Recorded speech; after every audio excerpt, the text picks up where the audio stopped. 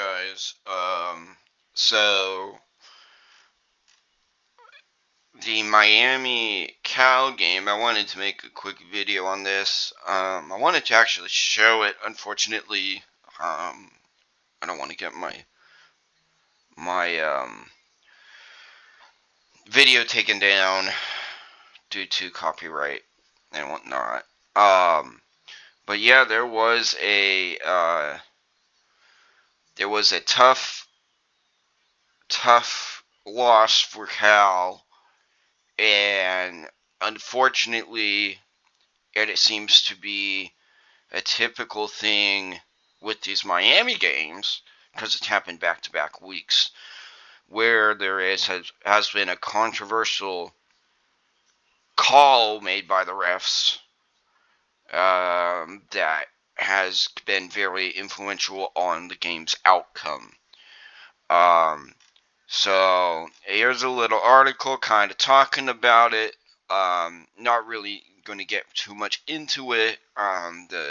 It was Miami linebacker Wesley going against Ferdinando on the play, and here is kind of the aftermath of targeting. And they said stands. And as you can tell by the announcers, and on the targeting calls, they have to confirm. So back-to-back weeks, Miami's in situation where it comes down to replay.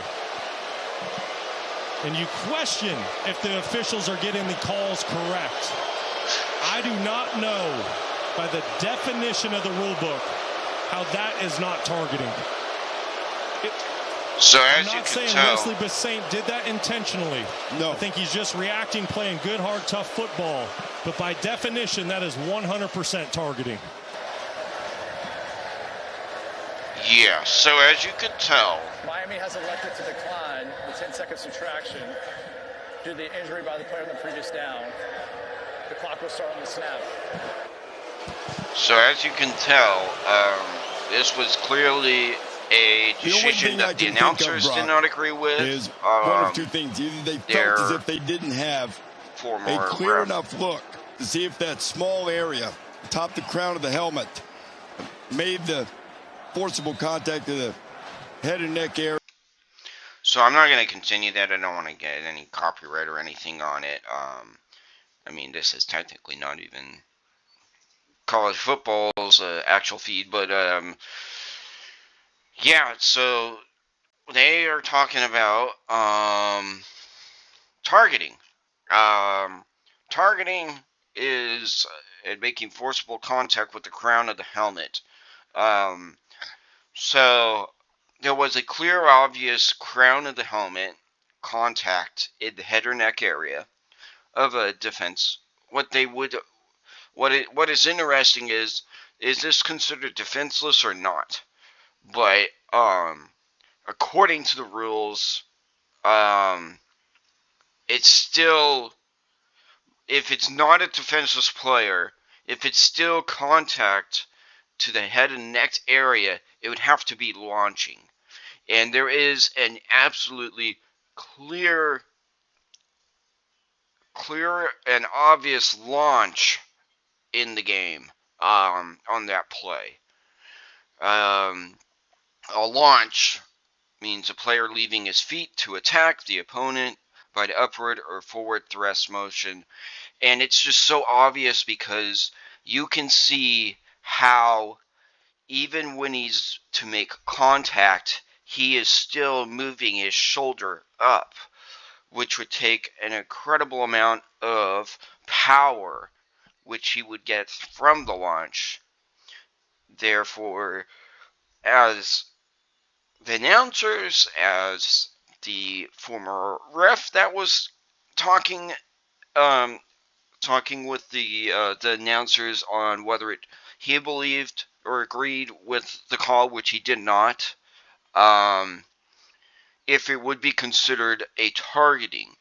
Now, the thing that's unfortunate about this, and is why it's so highly talked about, is this would have ended the game. Cal would have won. And after the game with the game that they have played, that would have been monumental. That would have been insane of an upset. And for Miami to be bailed out a second time, so to say, on something that is not just a little controversial, but very controversial. Does this go to a point where there is will this be raised up to an investigation? I think it could be. I don't think there would be anything really necessarily found. That thing, I mean, but I could see there being an investigation going into Miami for this season. And if that happened, I would not be surprised. Now, the unfortunate part about all of this is this takes away also Miami's win.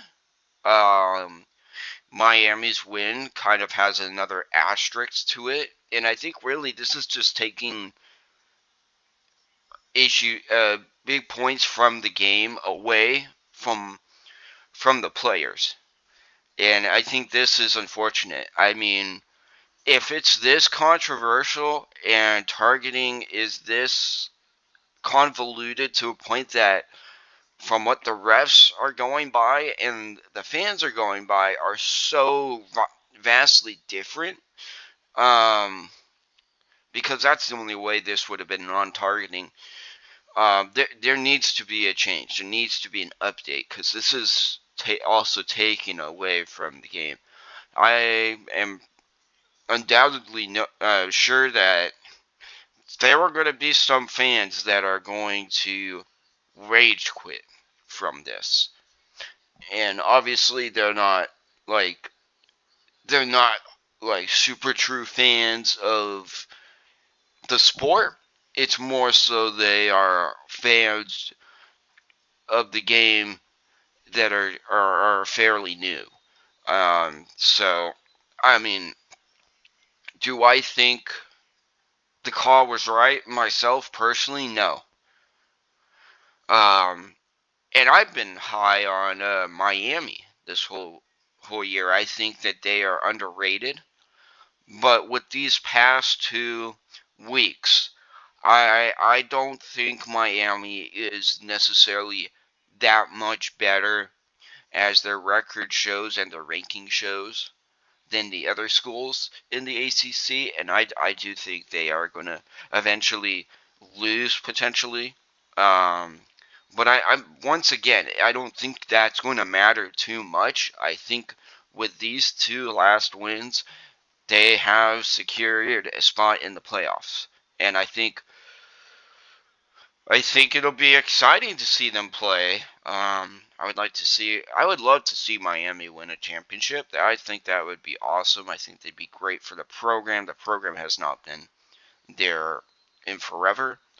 But I do think this is going to be like a year that has that asterisk already on it from this second game, with this result of the no targeting. And I mean, you got to feel bad for Cal fans. The Cal quarterback, I mean, he did kind of have a little bit. And I wanted to show this, but I also think it might not be allowed with YouTube's terms and conditions. But there was a little bit of that Tua posturing going on. It's somewhat hard to see because he is face down, but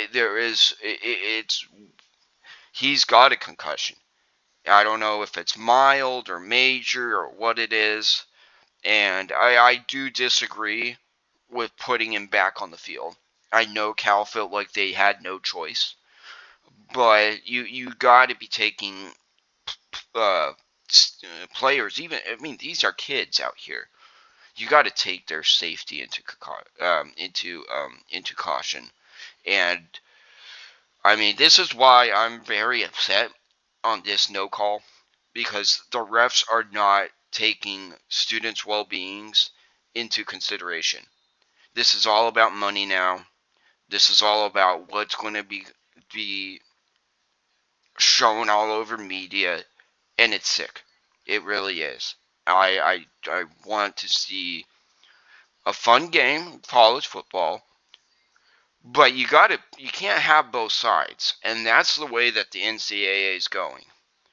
Yes, we can have some big, huge hits, but what is considered crossing that line? And they have moved that line time and time again. Oh, that's targeting, that's not targeting, and they're not following any some odd rule. They're just following it whenever they please, whenever it works to their benefit.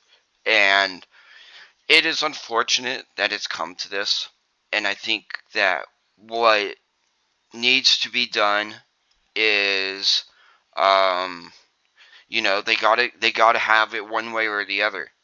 If you're allowing these hits to happen, make it okay for everybody, not just for some. And that's what they've been doing. They've been picking that it's okay for some and not for others. I mean, I would be enthralled if they ended up looking back at this and they did throw that player out, because that player should have been thrown out. I also did not like how the player was celebrating with the other players before even that targeting call was made, very clearly, and then after, like immediately, even after it was called, they were even cheering more so. And I mean, it was, to me, it looked very obvious that the player was out to get the quarterback. It could have been an easy routine tackle, and he could have let up, but he purposely chose not to. And I think it's based off of the reaction after the play that the player made. But you got to do it one way or the other. If you're okay with this, then let other players from other teams be allowed to crush these quarterbacks that are running. That is fine. Allow it. But you can't just say, oh, this player gets a targeting foul, this one doesn't, and this one doesn't, and they've all done the same thing. The NCAA has so many problems, and this is just one of the many problems, and I'm going to be frank on it. I don't think I think these rules are made for whatever reason, to make things look good, to make it look safe, but in the reality, they don't uphold these rules. They do not. They just do it as a cushion or a blanket to make things seem like they're more